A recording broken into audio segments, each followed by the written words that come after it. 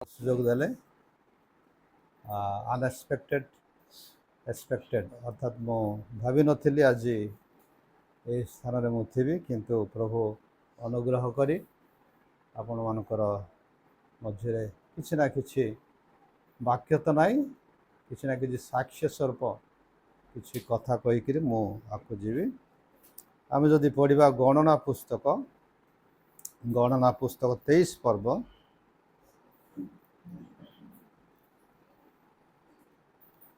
ଯଦି 6ରୁ କିଏ ଯଦି ପଢ଼ିପାରିବେ କି ଗଣନା, ହଁ 23 ପର୍ବ,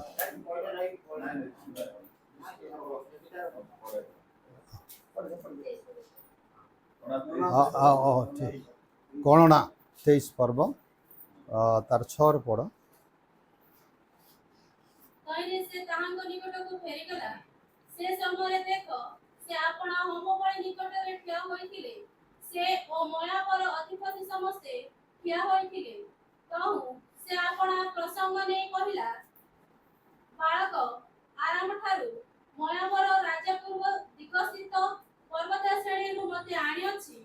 ଆସ, ଆମ୍ଭ ନିମନ୍ତେ ଯାକୁବକୁ ଶାପ ଦିଅ, ପୁଣି ଆସ ଇସ୍ରାଏଲକୁ ଅଭିଷିକ୍ତ କର। ପରମେଶ୍ୱର ଯାହାକୁ ଶାପ ଦେଇନାହାନ୍ତି, ମୁଁ କି ରୂପେ ତାହାକୁ ଶାପ ଦେବି? ସଦାପ୍ରଭୁ ଯାହାକୁ ଅଭିଷିକ୍ତ କରିନାହାନ୍ତି, ମୁଁ କି ରୂପେ ତାହାକୁ ଅଭିଷିକ୍ତ କରିବି? କାରଣ ଶୈଳମାଳାର ଶିଖରରୁ ମୁଁ ତାହାକୁ ଦେଖିଅଛି ଓ ଗିରି ଶ୍ରେଣୀରୁ ମୁଁ ତାହାକୁ ଦର୍ଶନ କରୁଅଛି। ଦେଖ, ଏହି ଲୋକମାନେ ଅଲଗା ବାସ କରନ୍ତି, ସେମାନେ ଅନ୍ୟ ଦେଶୀୟମାନଙ୍କ ମଧ୍ୟରେ ଗଣିତ ହେବେ ନାହିଁ। 10 ପଦ ପଢ଼। ଯାକୁବର ଧୂଳି କିଏ ଗଣିପାରେ? ଅବା ଇସ୍ରାଏଲର ଚତୁର୍ଥାଂଶ ସଂଖ୍ୟା କିଏ କହିପାରେ? ଧାର୍ମିକର ମରଣ ମୁହଁରେ ମୋହର ଶେଷ ଅବସ୍ଥା ତାହାର ତୁଲ୍ୟ ହେଉ। ପ୍ରଭୁଙ୍କ ନାମ ଧନ୍ୟବାଦ ଦେଉଛି। ପରମେଶ୍ୱର ଯାହାକୁ ଅଭିଶାପ ଦେଇନାହାନ୍ତି, ମୁଁ କିପରି ତାହାକୁ ଅଭିଶାପ ଦେବି? ୟସ୍, ସଦାପ୍ରଭୁ ଯାହାକୁ ଅଭିଶପ୍ତ କରିନାହାନ୍ତି, ମୁଁ କିପରି ତାହାକୁ ଅଭିଶପ୍ତ କରିବି? ମୁଁ ଶୈଳଠା ଶିଖରରୁ ମୁଁ ତାହାକୁ ଦେଖୁଅଛି, ସେ ଗିରି ଶ୍ରେଣୀରୁ ମୁଁ ତାହାକୁ ଦର୍ଶନ କରୁଅଛି। ଦେଖ, ଏହି ଲୋକମାନେ ଅଲଗା ଲୋକମାନେ, ଦେ ଆର୍ ଭେରି ସ୍ପେଶାଲ। ପ୍ରେଜ୍ ଦ ଲର୍ଡ। ଏ ଦେଶୀୟମାନଙ୍କ ମଧ୍ୟରେ ଗଣିତ ହେବେ ନାହିଁ। ଯାକୁବର ଧୂଳି କିଏ ଗଣିପାରେ? ଅବା ଇସ୍ରାଏଲର ଚତୁର୍ଥାଂଶ ସଂଖ୍ୟା କିଏ କହିପାରେ? ପ୍ରେଜ୍ ଦ ଲର୍ଡ। ଦେଖ, ଏଠି ପ୍ରଭୁ ସେମାନଙ୍କୁ ଯାକୁବକୁ ଆଶୀର୍ବାଦ କଲେ, ଇସ୍ରାଏଲକୁ ଆଶୀର୍ବାଦ କଲେ, କିନ୍ତୁ ବାଲାକ କହୁଛି ତାଙ୍କୁ ଅଭିଶାପ ଦିଅ। ସେଥିରେ ବାଲାମ କହିଲେ, ଯାହାକୁ ପ୍ରଭୁ ଆଶୀର୍ବାଦ କରିଛନ୍ତି, ମୁଁ କେମିତି ସେମାନଙ୍କୁ ଅଭିଶାପ? ଏମାନେ ଅଭିଶପ୍ତ ନୁହନ୍ତି। ଯାକୁବର ଧୂଳି କିଏ ଗଣିପାରେ? ଦେଖ, ତାଙ୍କ ଧୂଳି ମଧ୍ୟ ଆଶୀର୍ବାଦ ପାଏ। ଧୂଳିରୁ ସେମାନେ ଉଠିବେ, ଆଉ ତାକୁ ଆମେ ଗଣି ପାରିବା, ସେ ଆଶୀର୍ବାଦ ଆମେ ତାଙ୍କୁ ଗଣି ପାରିବା ନାହିଁ। ପ୍ରଭୁଙ୍କ ନାମ ଧନ୍ୟବାଦ ଦେଉଛି। ପ୍ରଭୁ ଯଦି ଆମକୁ ଆଶୀର୍ବାଦ କରିଦେଲେ, କିଏ ମଧ୍ୟ ତାକୁ ଆଉ କିଛି କରିପାରେ? ଧୂଳି ପରେ ଧୂଳି ଯେମିତି ଗଣି ହେବ ନାହିଁ, ସେ ଆଶୀର୍ବାଦ ମଧ୍ୟ ଗଣି ହେବ ନାହିଁ। ମୁଁ କିଛି ବାକ୍ୟ କହିବାକୁ ଆସେ ନାହିଁ, କିନ୍ତୁ ମୋର ମନେ ହେଉଥିଲା 19 ବର୍ଷ ମୁଁ ମେଟ୍ରିକ୍ ନାହିଁ, ଇଣ୍ଟରମିଡ଼ିଏଟ୍ ପାସ୍ ହେଲି କି ଫେଲ୍ ହେଲି, ବୁଲୁଥିଲି ଏ ଗାଁରେ। ଏ ବାବୁ ମୋତେ ସାଙ୍ଗ ହେଇଗଲା ପରୀକ୍ଷା ଆଜ୍ଞା, ତାଙ୍କ ସହିତ ମୁଁ ତା ପଛରେ ବୁଲୁଥିଲି। ସେ ଯୁଆଡ଼େ ଗଲେ ସେବେଳକୁ ଯୁଆଗଡ଼ା ମୋତେ ନେଇକରି ଯାଉଥିଲେ। ବଣ ହେଉଛି, ବୁଦା ହେଉଛି, ଯୁଆଡ଼େ ହେଲେ ଆମେ ବୁଲି ବୁଲି ଯାଇକରି ଆଣ୍ଠୁ ପକେଇକି ଆମେ 2 ଜଣ ପ୍ରାର୍ଥନା କରୁଥିଲୁ। ଅଭ୍ୟାସ ହେଇଗଲା। କୋଉ ପଥର ବୋଲେ ଖଦ୍ରା ପଥର ହେଇଥିବ, ବହୁତ ରଫ୍, ସେଠି ଆଣ୍ଠୁ ପକେଇବା କଷ୍ଟ ହଉ ବୋଲି ଆଣ୍ଠୁ ପକେଇ ପ୍ରାର୍ଥନା କରୁ। ଏମିତି ହଉ ଥରେ ନରଣପୁରରେ ସଭା ହେଲା। ସେ କି ସାଇବାବା ନଥିଲେ କି କ'ଣ ଜଣା, ସେବେଳକୁ ବିଦାୟ ଦେଉଥିଲେ। ସେ ସଭା ଆମେ ଯାଇଥିଲା, ତାଙ୍କ ବକ୍ତାନା କରୁ। ସେ ସଭା ହେଉଛି ସନ୍ଧ୍ୟାରେ ମୋତେ ନେଇକି ପଳେଇଲେ ସେ ପଡ଼ିଆ ଆଡ଼କୁ। ଜମି ଥିଲା ସେବେଳକୁ। ସେ ଜମିରେ ଯାଇକି 2 ଜଣଙ୍କ ପ୍ରାର୍ଥନା କରୁ ସନ୍ଧ୍ୟା ସୁଦ୍ଧା। ସନ୍ଧ୍ୟା ହେଇଯାଉଛି, 7ଟା 8ଟା ହେଉଛି। ପ୍ରାର୍ଥନା ପରେ ସେ ପାଶରେ ଯାଇଛନ୍ତି ବୋଧେ, ମୁଁ ତାକୁ ସ୍ମରଣ କରୁ। ମୋତେ କହିଲେ, ମୋତେ ଦର୍ଶନ ହେଲା। କ'ଣ ଦର୍ଶନ ହେଲା? ତୁ ପୁରା ବହୁତ ଉଚ୍ଚ ଜାଗାରେ ଠିଆ ହେଇଛୁ ଭଲ। ସେବେଳକୁ ମୋତେ ଚପଲ ଯାକ ନଥିଲା, ଡ୍ରେସ୍ ଯାକ ନଥିଲା। ସେ କହୁଛି, ବହୁତ ଉଚ୍ଚ ଜାଗାରେ ତୁ ଠିଆ ହେଇଛୁ ବୋଲି ଯେତେବେଳେ କହିଲା ମୁଁ ବୁଝିପାରିଲି କ'ଣ ଉଚ୍ଚ ଜାଗାରେ ମୋତେ। କିନ୍ତୁ ଦେବ ପ୍ରଭୁଙ୍କର ବାକ୍ୟରେ ଲେଖା ଅଛି ପ୍ରଭୁ ଯାହାକୁ ଆଶୀର୍ବାଦ କରିଛନ୍ତି ତାକୁ ଆଉ କିଏ ଚେଞ୍ଜ କରେ। ସେଇ ଯେଉଁ ଦିନ ପ୍ରଭୁ ମୋତେ ସେ ଦର୍ଶନ ଦ୍ୱାରା ଦେଖେଇଲେ ସେ ଆଶୀର୍ବାଦ ତୁମକୁ ଆମେ କରିଛୁ, ଯାକୁବର ଧୂଳି ମଧ୍ୟ ଆମେ ଗଣି ପାରିବୁନି। ଆଜି ମୁଁ ମଧ୍ୟ ପ୍ରଭୁ ଯେଉଁ ଆଶୀର୍ବାଦ କଲେ ମୁଁ ଗଣି ପାରୁନି। ପ୍ରଭୁଙ୍କ ନାମ ଧନ୍ୟବାଦ ଦେଉଛି। ପ୍ରେଜ୍ ଦ ଲର୍ଡ। ଗଣି ପାରୁ। ଆଉ ଯେଉଁଟାକି ଉଚ୍ଚ ସ୍ତରରେ ଦେଖୁଛନ୍ତି ଆମେରିକାରେ ଯେଉଁଠିକି କନଫରେନ୍ସ ବୋଲେ କ'ଣ କନଫରେନ୍ସ, ଆମେରିକା ମିଶନ୍ ଡାଇରେକ୍ଟର ମାନଙ୍କର କନଫରେନ୍ସ, ମିଶନାରୀ ନାହିଁ, ମିଶନ୍ ଡାଇରେକ୍ଟର ମାନ କନଫରେନ୍ସରେ ସେମାନେ ମୋ ପାଇଁ ଆୟୋଜନ କରେ।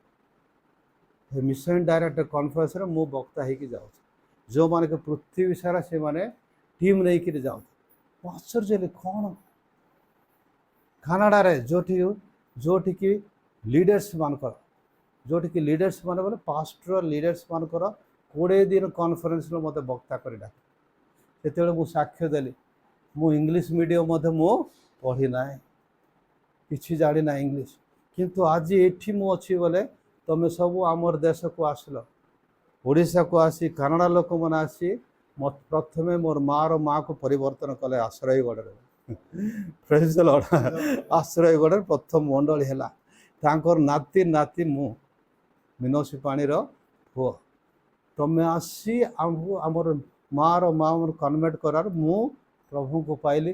ମୋତେ ଆଜି ତୁମେ ବକ୍ତା କରି ସେ ଡାକିଛ ହେଲେ ମୋର ହୃଦୟ ପୁରା ତୁମ ପାଇଁ ତରଡ଼ି ଯାଉଛି। Hallelujah. I have a lot of affection towards you, but God brought me here to speak to you and lead you।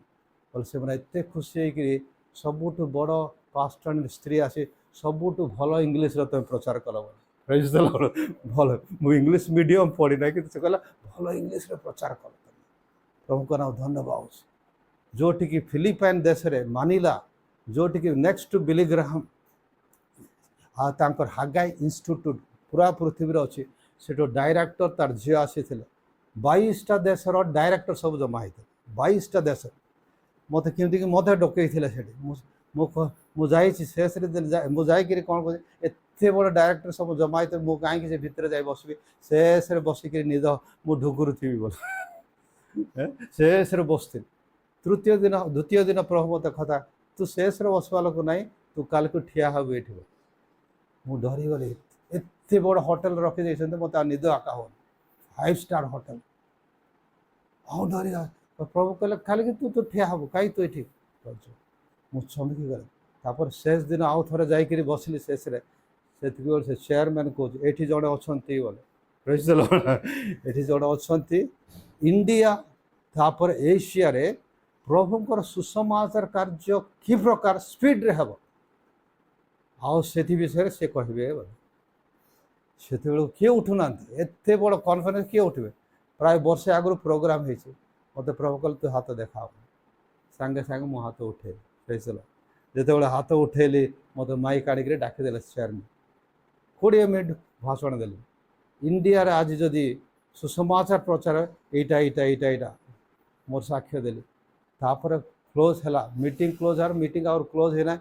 ସବୁ ଦେଶରୁ ଆସି ସମସ୍ତେ ଆଣ୍ଠୁ ପକାଇ କହୁଛନ୍ତି ଆଜ୍ଞା ତୁମର ଯେ ଅଭିଷେକ, ତୁମେ ଯେ ଅଭିଷେକ ପାଇଛ anointing, please pass on to us. ଆମକୁ ସେ ଅଭିଷେକ ଦରକାର ପୁରା। ପ୍ରେଜ୍ ଦ ଲର୍ଡ। ସେ ଅଭିଷେକ ଆମେ କେଉଁଠି ପାଇଛେ? କୁମଳ ସିଂ ମୂଷା ଧରି ପାରୁଛନ୍ତି। ପ୍ରେଜ୍ ଦ ଲର୍ଡ। ସେ ଅଭିଷେକ ଆଣ୍ଠୁ ପକାଇକିରି ସେ ଅଭିଷେକ ଆମେ ପାଇଥିଲୁ। ଆଜି ପୃଥିବୀର ଯେଉଁଠିକି 22ଟା ଦେଶର ଡାଇରେକ୍ଟର୍ସ ଆସିଥିଲେ, ପାଷ୍ଟର ନାହିଁ ଡାଇରେକ୍ଟର, ସେମାନେ ଆସି ଆଣ୍ଠୁ ସେ ଅଭିଷେକ କୁମଳ ସିଂର ଅଭିଷେକ ଦରକାର। ପ୍ରେଜ୍ ଦ ଲର୍ଡ।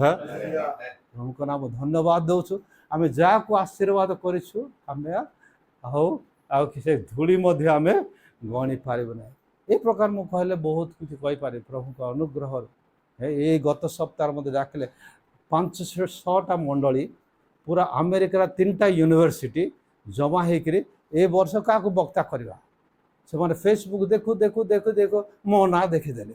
ଦେଖିକିରି ମୋତେ କହୁଛନ୍ତି ତମର ବ୍ୟାକଗ୍ରାଉଣ୍ଡ ସବୁ କୁହ ବୋଲେ ମୋର ବ୍ୟାକଗ୍ରାଉଣ୍ଡ କିଛି ନାହିଁ, ମୁଁ ଗୋଟେ ଛୋଟ ଗାଁରୁ ଆସିଥିଲି, କିନ୍ତୁ ପ୍ରଭୁ ମୋତେ ଏମିତି ଉଠେଇଲେ ବୋଲେ ସବୁ ସାକ୍ଷ୍ୟ ଦେବାରୁ ସିଲେକ୍ଟ କରିଦେଇକିରି ଚିଫ୍ ଗେଷ୍ଟ କରିକିରି ତାପରେ ବକ୍ତା କରିକି ଡାକେ ଏତେ ଦେଶରୁ ଜମା ହେଉଛି ସେମାନଙ୍କର ଗ୍ରାଜୁଏସନ୍ ମୁଁ ଯାଇ ସେମାନଙ୍କୁ ଅଭିଷେକ କରାଉଛି ପ୍ରାର୍ଥନା କର ତାପରେ ଆମେରିକାର ମୋତେ ଡକ୍ଟରେଟ୍ ଉପାଧି ଦେଲେ ପ୍ରେଜ୍ ଦ ଲର୍ଡ ହାଲେଲୁୟା ଡକ୍ଟର ମୁଁ ଭାବିଲି ମୁଁ କିଏ କିନ୍ତୁ ପ୍ରଭୁ କହିଲେ ଆମେ ତୁମକୁ ଗଣି ଦେଇଛୁ ଆଜ୍ଞା କଥା କଥା ତୁମେ ବଡ଼ ବକ୍ତା ନାହିଁ କିନ୍ତୁ ପ୍ରଭୁ ତୁମକୁ ଆଗରୁ ଗଣି ଦେଇଛନ୍ତି ସେଥିପାଇଁ ପ୍ରଭୁ ତୁମକୁ ଏମିତି କରୁଛନ୍ତି ପ୍ରଭୁଙ୍କ ନାମ ଧନ୍ୟବାଦ ହେଉଛୁ ଆଉ ସେଇ ପ୍ରକାରେ ଆମର ରଖି ବୋଲୁଛୁ ଆମେ ମିନସି ପାଣି ବୋଲି ସେ ଆମ ପାଖକୁ ଆସିଲା ବେଳକୁ କିଛି ନଥିଲା ବାଙ୍ଗଲୋରରୁ ସେମିତି ହେଇକି ଆମ ପାଖକୁ ଆସି ରହୁଥିଲା 2 ବର୍ଷ ରହୁଥିଲା ସେ ସମୟରେ ଗୋଟେ ତାଠୁ ମୁଁ ଦେଖିଛି କ'ଣ ହେଉଛି ଦାଉଦ ପରେ ସେ ନମ୍ର ଲୋକ ପ୍ରେଜ୍ ଦ ଲର୍ଡ ହାଲେଲୁୟା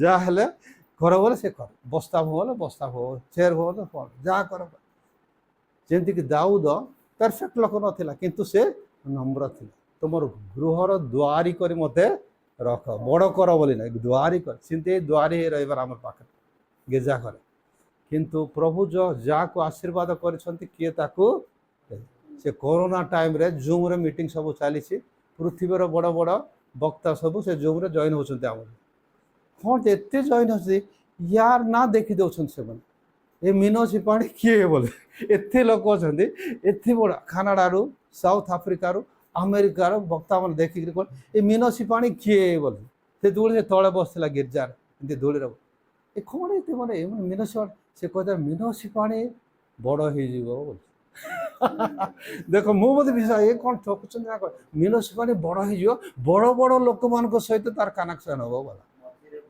ହଁ